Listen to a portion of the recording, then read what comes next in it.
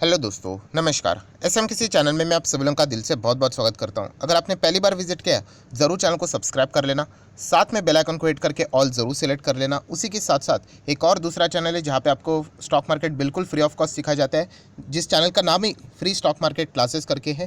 Right, अगर आप चाहो तो इस चैनल को भी सब्सक्राइब कर सकते हो। यहाँ पे भी बेल आइकन को हिट करके ऑल ज़रूर सेलेक्ट करके रख लेना। सो इस चैनल को अभी तक सब्सक्राइब नहीं किया है, कोई बात नहीं, लिंक आपको ऊपर आई बटन पे या फिर आप नीचे डिस्क्रिप्शन बॉक्स में देख सकते हो, वहाँ पे लिंक दिया है। आप चाहो तो वहाँ पे जाके सब्सक्राइब कर सकते हो। तो चलिए दोस्तों, फिलहाल इस वीडियो को स्टार्ट कर लेते हैं।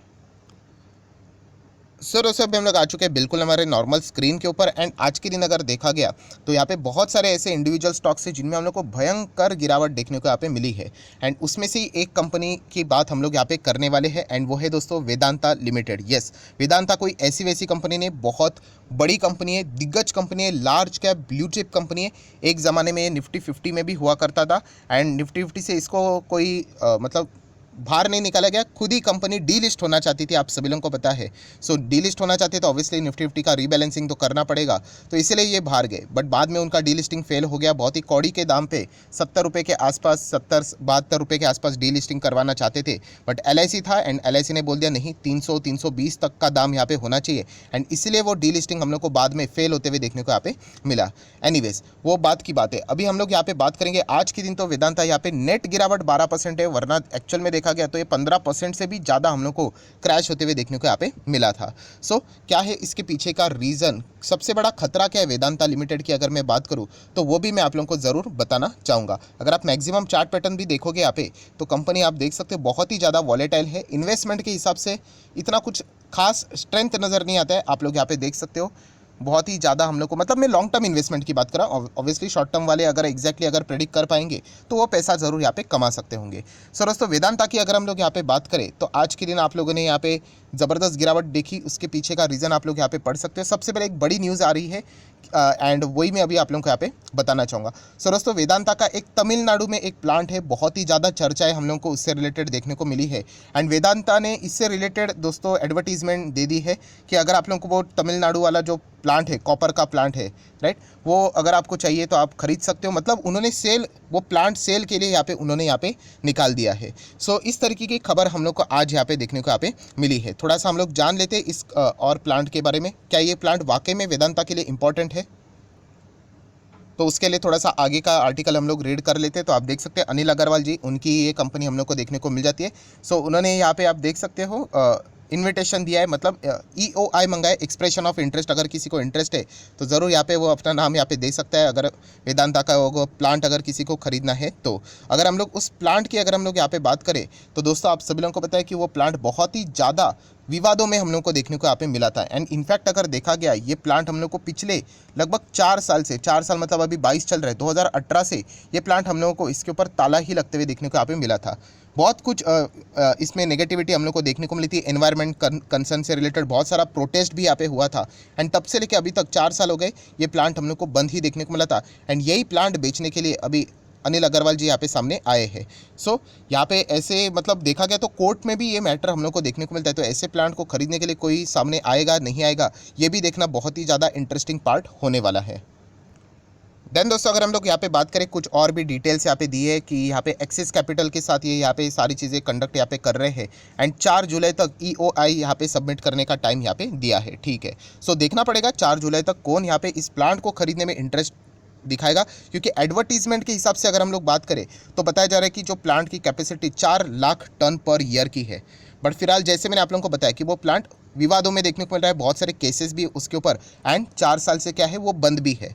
सो ऐसे प्लांट को कोई खरीदने के लिए सामने आएगा नहीं आएगा, ये देखना भी बहुत ही ज़्यादा इंपॉर्टेंट रहने वाला है। सो बेसिकली अगर देखा गया तो 4 साल से वो प्लांट बंद है एंड वेदांता अपना बिजनेस यहाँ पे लगातार करते ही जा रहे हैं। मतलब इतना भी कुछ ज़्यादा इंपॉर्टेंस फिलहाल तो हम लोग को देखने को यहाँ पे उस प्लांट के हिसाब से यहाँ पे देखने को कंपनी के लिए यहाँ पे नहीं मिल रहा है।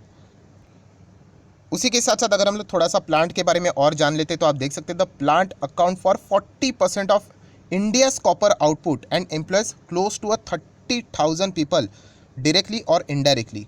उसी के साथ साथ सेल में कुछ और भी ऑफर्स है, जैसे कि आप देख सकते हो the cell offer also includes plant का यूनिट मिलेगा, उसी के साथ साथ ऑक्सीजन जनरेशन फैसिलिटीज़ भी रहेंगे, वो भी सारी चीज़ें मिलेंगी। एंड रेसिडेंशियल जो घर भी है वहाँ पे उससे रिलेटेड वो सारी चीज़ें, मतलब पूरा पैकेज यहाँ पे मिलने वाला है। सो ऑफ़र तो यहाँ पे बढ़िया है, बट देखा गया तो यहाँ पे 4 साल से बंद है, इतना विवाद में चीज़ें देखने को यहाँ पे मिल रही है, तो कोई आएगा नहीं आएगा वही चीज़ सबसे ज़्यादा इंपॉर्टेंट रहने वाली है। ये देखिए, ये चीज़ें आगे भी हम लोग को आर्टिकल में पढ़ने को मिल रही है कि वेदांता का ये जो प्लांट है तमिलनाडु में वो बंद भी देखने को मिल रहा है 4 साल। ठीक है, ये तो मैं ऑलरेडी बोल चुका हूँ। क्यों? क्योंकि ये देखिए, फेस प्रोटेस्ट ओवर एलिगेशन है उनके ऊपर कि बहुत सारे इन्वायरमेंटल नॉर्म्स है वो उन्होंने यहाँ पे तोड़कर यहाँ पे काम किया है, राइट। बहुत सारे प्रदूषण भी इससे रिलेटेड, इस प्लांट से रिलेटेड होता था, प्रोटेस्ट हुआ था, बहुत ज़्यादा हम लोग को ये दिक्कतें देखने को मिली थी, इसके चलते बंद भी हुआ था। सो ऐसे प्लांट से रिलेटेड फिलहाल बेचने का काम यहाँ पे वेदांता यहाँ पे करने वाला है।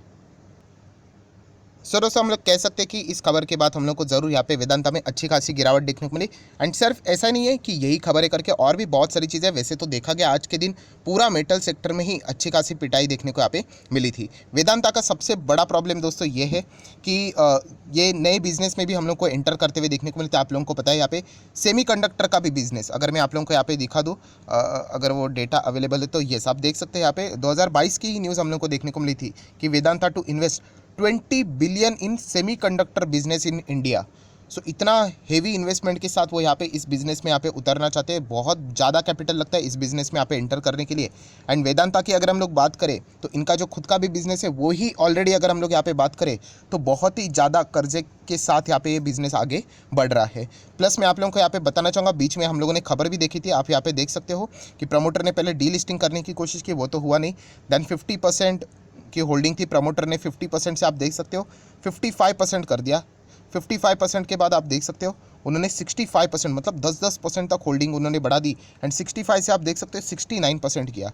सो प्रमोटर ने होल्डिंग तो बहुत ही मैसिवली यहाँ पे बढ़ा दी, तो हर कोई यही कह रहा था कि शायद से डीलिस्टिंग के लिए ही कोई ना कोई चीज़ें यहाँ पे चल रही है। बट सबसे बड़ा रिस्क दोस्तों इस कंपनी के बिजनेस में यही है, जैसे मैं आप लोगों को इतना ही कहना चाहूँगा कि वेदांता का बिजनेस ये बहुत ही ज़्यादा रिस्क के साथ किया जाने वाला बिजनेस है, क्योंकि जो भी ये चीज़ें कर रहे हैं दोस्तों, बहुत ही हेवी कर्जा लेकर ये बिजनेस यहाँ पे कर रहे हैं।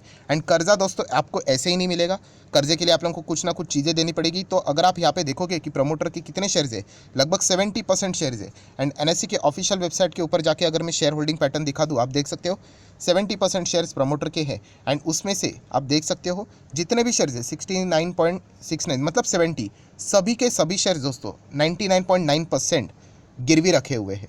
सो ये बहुत ही बड़ा रिस्क है इस कंपनी से रिलेटेड। जैसे मैं हमेशा कहता हूँ कि कोई गारंटी नहीं। एंड खास करके अगर देखा गया तो अभी तो इंटरेस्ट रेट भी हम लोग को बढ़ते हुए देखने को यहाँ पे मिल रहे हैं, तो ऐसी कंपनी के लिए और भी ज़्यादा स्ट्रगलिंग वाला पीरियड तो यहाँ पे स्टार्ट हो जाता है, क्योंकि अगर यहाँ पे कोई भी गड़बड़ी हुई तो सामने वाली पार्टी के पास इनके शेयर्स है, वो यहाँ पे कभी भी कोई भी एक्शन यहाँ पे ले सकते हैं। सो ये सबसे बड़ा रिस्की फैक्टर है जो कि वेदांता की अगर हम लोग बात करें कि प्रमोटर ने होल्डिंग तो बढ़ाई थी, बट बाद में हम लोगों को पता चला कि सभी के सभी शेयर्स उन्होंने गिरवी करके यहाँ पे रखे हुए हैं। सो पब्लिक ने, जितने भी मतलब रिटेल इन्वेस्टर है, इन्होंने इस पॉइंट को जरूर यहाँ पे कंसिडर करना चाहिए, ना कि सिर्फ शेयर प्राइस या फिर वो क्या क्या बिजनेस कर रहे हैं उसको ब्लाइंडली यहाँ पे कॉपी करना चाहिए। मैं बस इतना ही कहना चाहूँगा कि वेदांता बहुत ही ज़्यादा रिस्की कंपनी है।